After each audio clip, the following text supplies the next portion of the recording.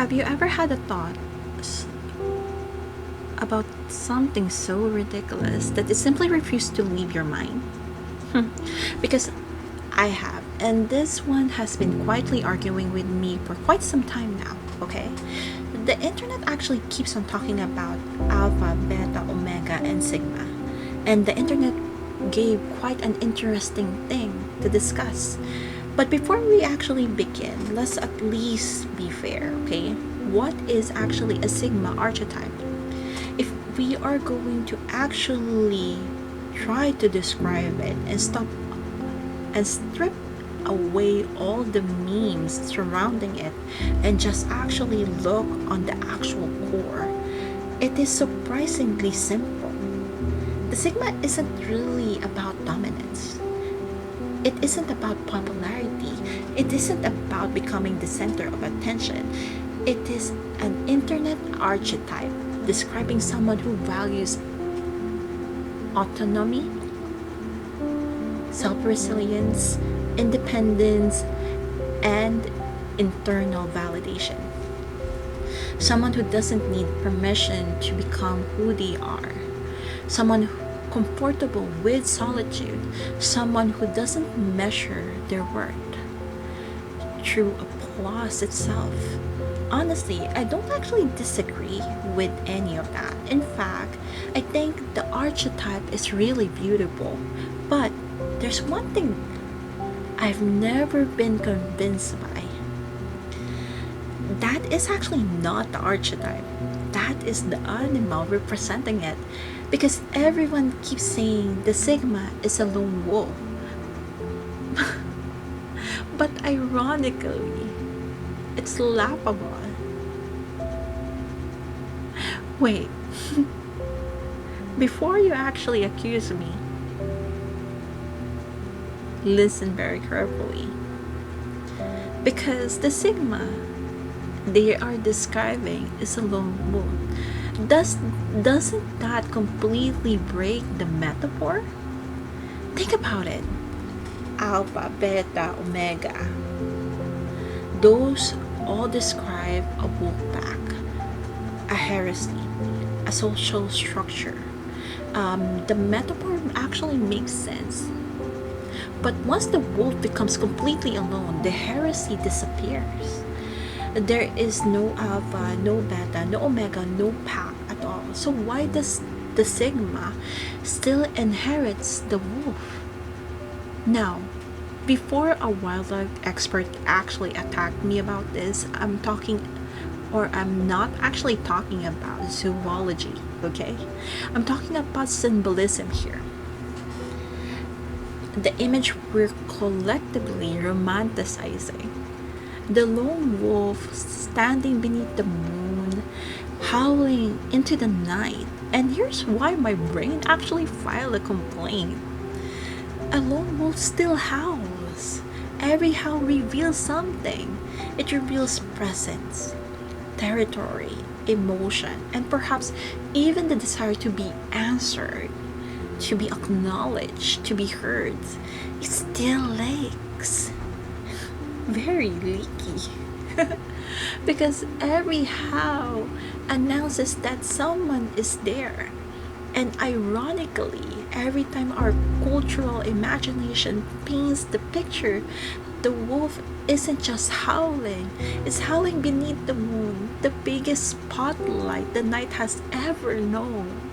So if the sigma archetype is supposed to symbolize someone who doesn't seek validation, why is its symbol standing beneath the largest spotlight in the night sky, announcing itself to the heavens itself? So that's why I've never been convinced. So if the court allows me, I would like to nominate a different kind of creature instead. And you might be wondering, what is the creature? And the answer is really obvious. It's a vampire.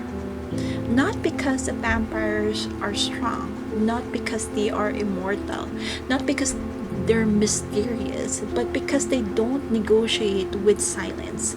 They make a home in it. A vampire doesn't howl, it doesn't call into the darkness, it doesn't ask the moon to notice it. It simply exists.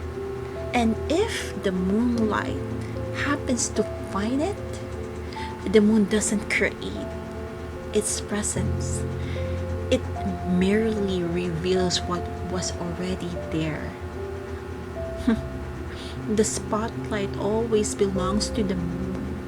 The presence belongs to the vampire. The moon doesn't or didn't create the vampire. It simply illuminated what already existed. And when the light moves on, so does the vampire. Quietly, gracefully, returning to the silent, returning to the darkness without asking anyone to follow. Now, if I am describing myself through an archetype, I do resonate with what people call a Sigma. Not because I think I'm above anyone, but because I value autonomy or autonomy, quiet work, building instead of performing, creating instead of competing. If I were choosing a symbol, I would choose, or I won't choose, the lone wolf. I'll nominate the vampire. And before someone else asks, if you're a Sigma, why are you a content creator? And that is a very interesting question. Because that actual question assumes content creation is about getting attention. But for me, it isn't. I'm not building a content.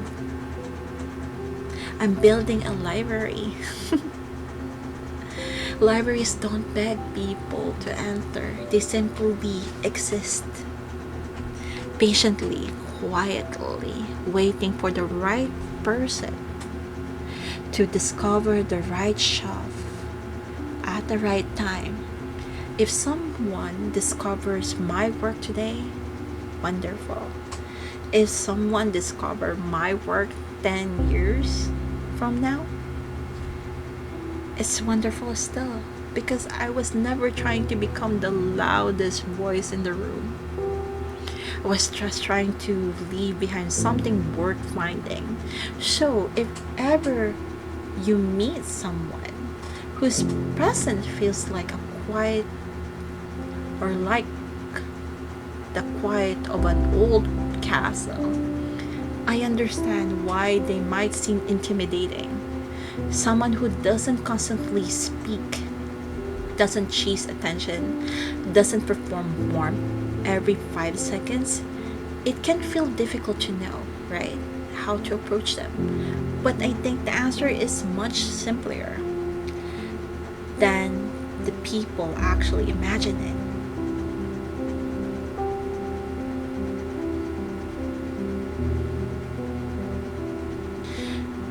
Because everybody actually just do this. You just need to not, or don't overthink it.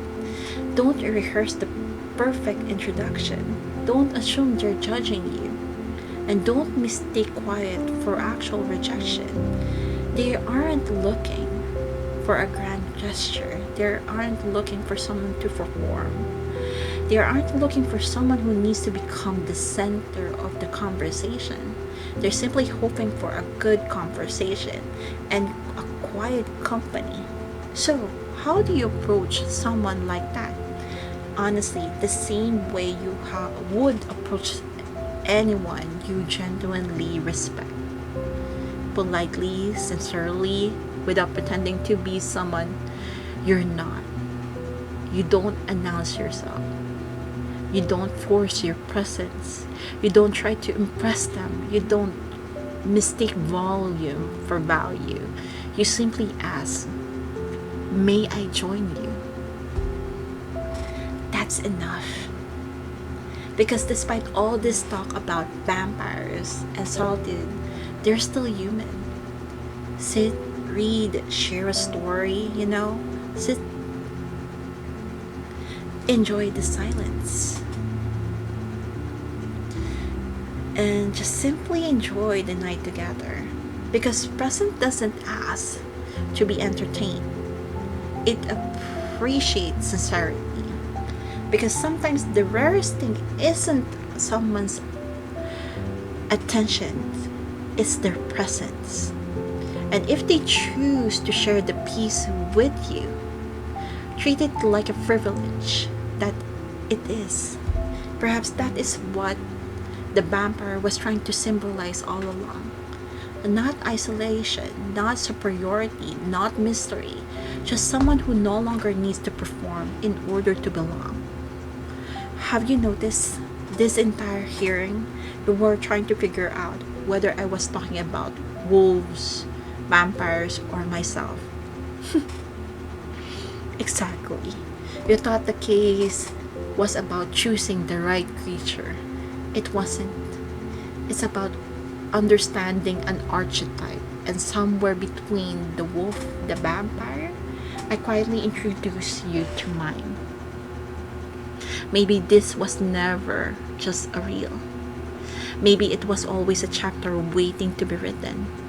Or perhaps it's already a book I've been quietly writing all this time. Not to convince the world that I am right, but simply to settle my own case.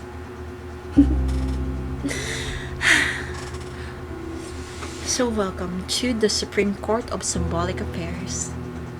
Court is adjourned. Until next time, goodbye.